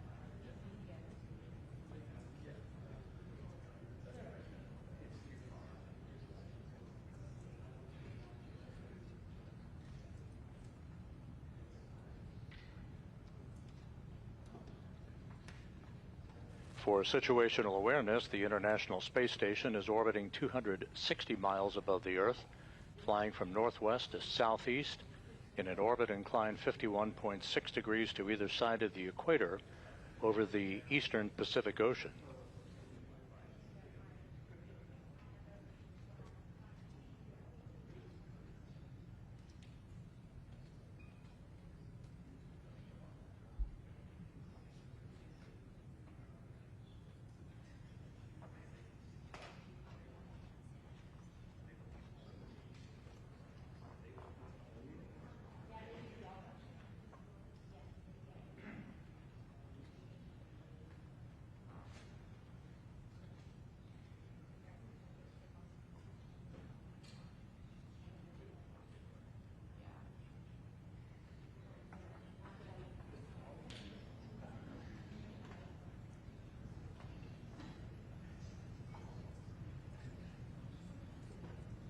At the Flight Director Console with our Flight Director Pooja Jesrani is NASA Administrator Jared Isaacman. Again, just moments away from the arrival in the room of President Donald J. Trump.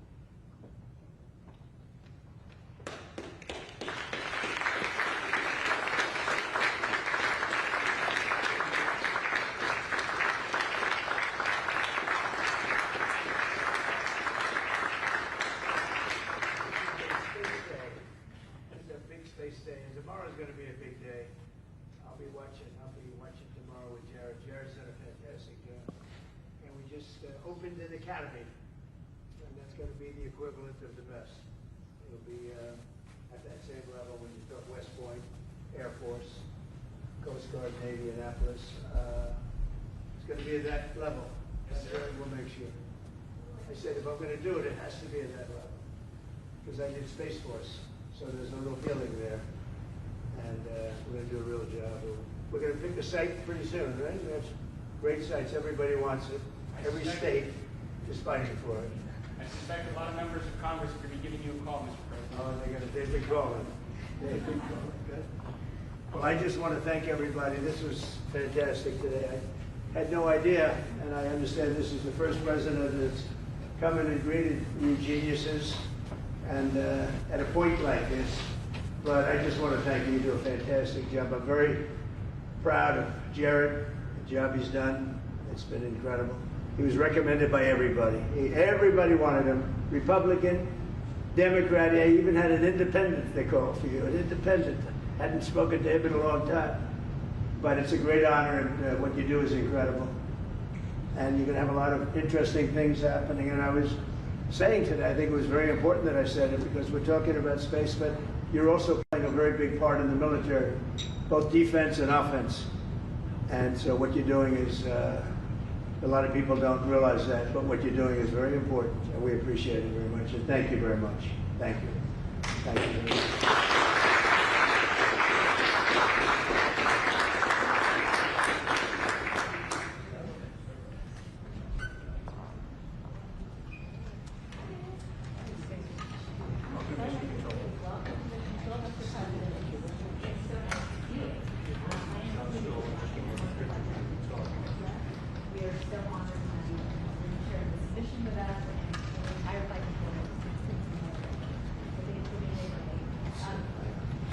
Has had an amazing last week.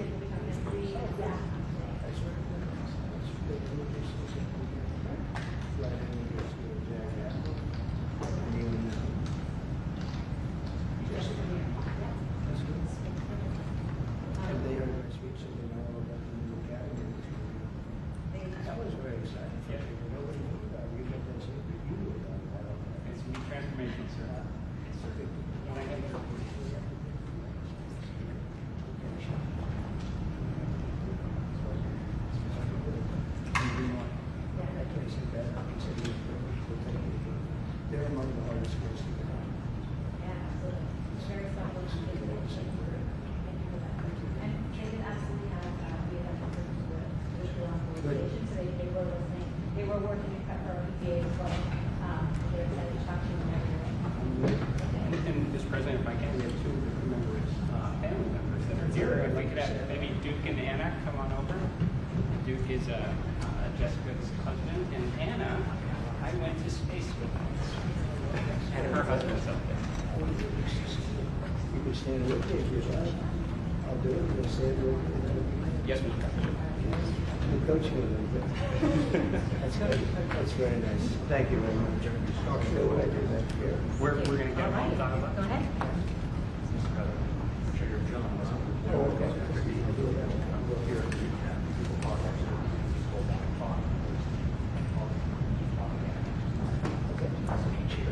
And their sound will come out of the loudspeakers that are around us. So it'll just be you talking on this phone and you just depress it. And then I also have this for you.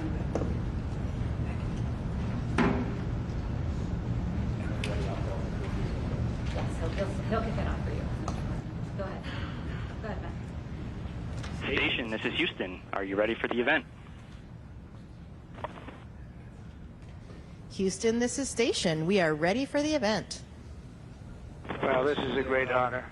To be with you is a great honor, and I just want to thank Jessica, Anil, Jack, great Americans, great patriots, brave people. I wouldn't do it. I will tell you right now. I hate to admit it. I would not want to do it. But some people love it more than anything, and you have amazing courage. And the job you've done, even to be selected, along with your fellow compatriots. You have some very good friends on board, too, from different places. And I don't know if they're hearing us, but just welcome them also. But I just want to congratulate you. And today, you know, we announced a very big thing because we're going to do a very special academy. And whether it's West Point, Annapolis, the Coast Guard Academy, if you look at the Air Force Academy, we're going to have an academy for what you people do. Everybody in this room would be excited. And it'll be at the same level. I said it has to be at the same level. If we're going to do it, it has to be at that very high level. Those are among the hardest schools to get into in the whole country. I would say almost at the top. And that's what we want. So we're going to set that up. And we'll remember this day for that. And I didn't realize it when I announced it. Nobody knew about it. And the room went sort of crazy. They liked it. But we just announced it, and you probably saw. So congratulations on that. Are you feeling well being all the way up there?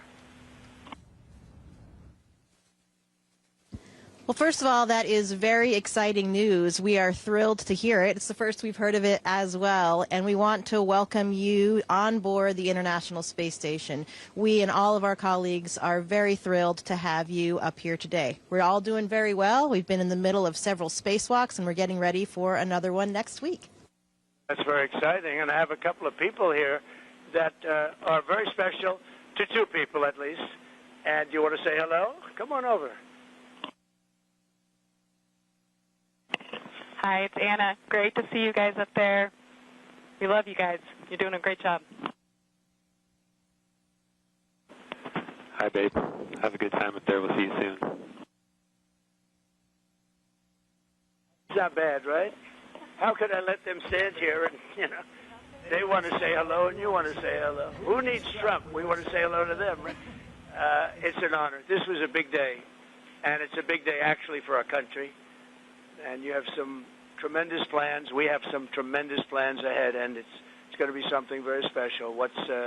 I'm very proud of Space Force because I did that. It was during my term, and a lot of people didn't believe in it. A lot of people in the next administration wanted to end it, and frankly, the military put their foot down. The military absolutely put their foot down. They wouldn't let that happen. There was almost a revolt, and now it's a part of the whole thing. A lot of the victories, when you look at Venezuela, when you look at what we've done with the drug people coming in by boat and by land, frankly, that people don't know about so much.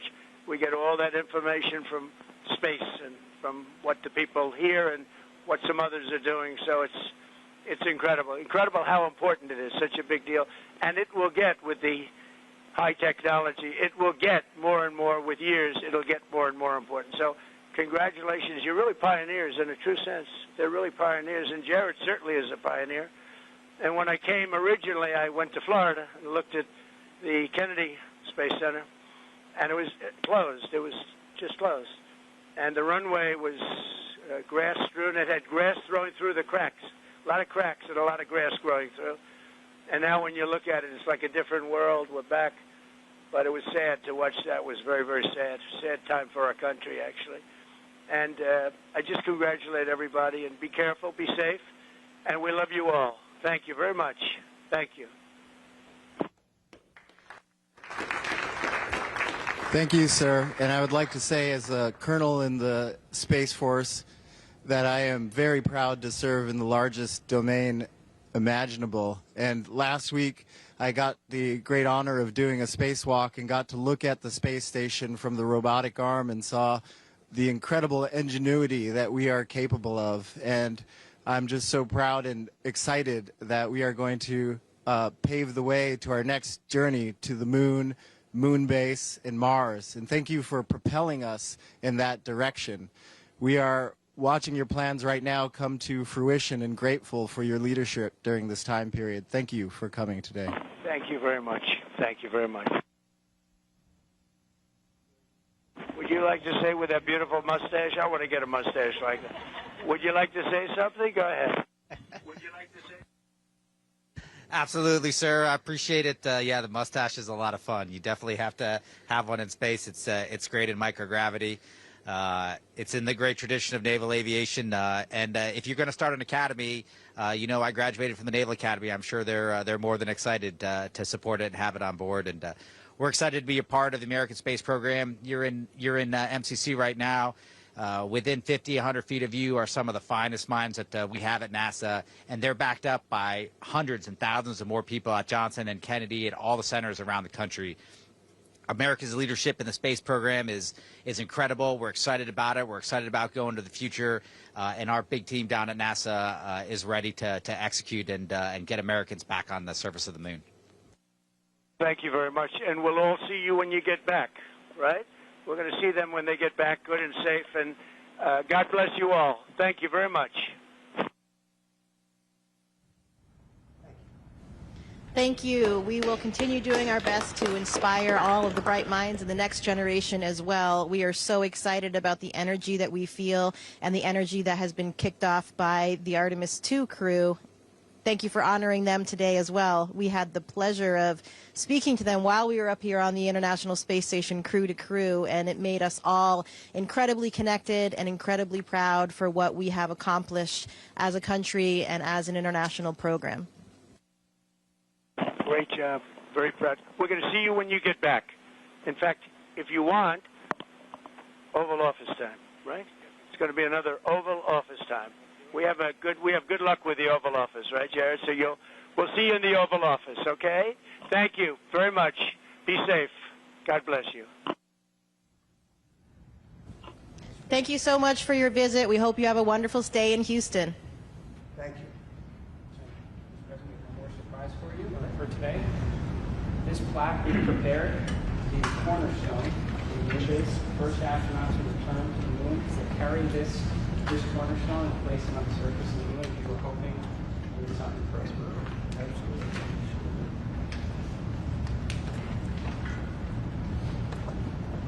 It's always hard to sound when you're standing up.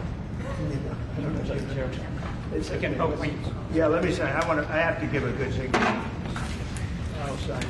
Yeah, thank you. Good work.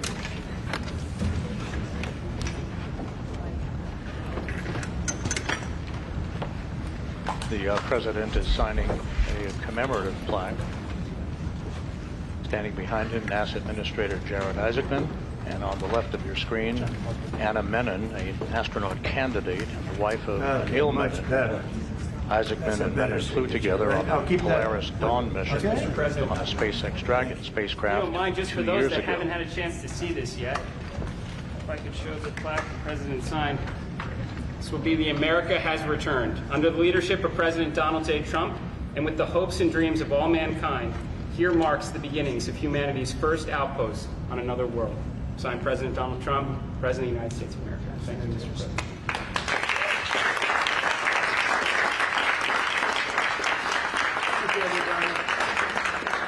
See you on the plane. Not exciting, the plane now. When you're watching this, We're going back to a plane. That's not very exciting, right, by comparison. Thank you very much, everybody. Thank you to the media, too. Appreciate it. Thank you so much, Mr. President. It was an honor to have you. Amazing.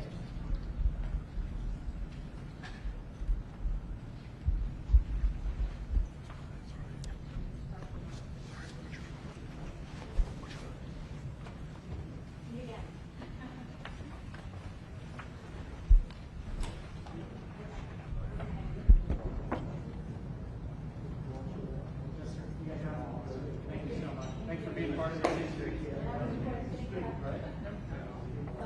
Have a good time. That's what we all want.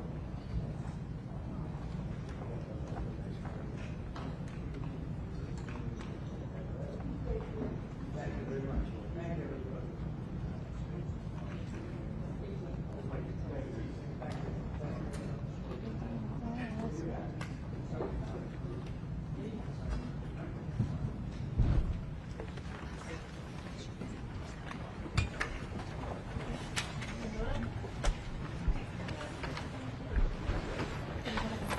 Are you good?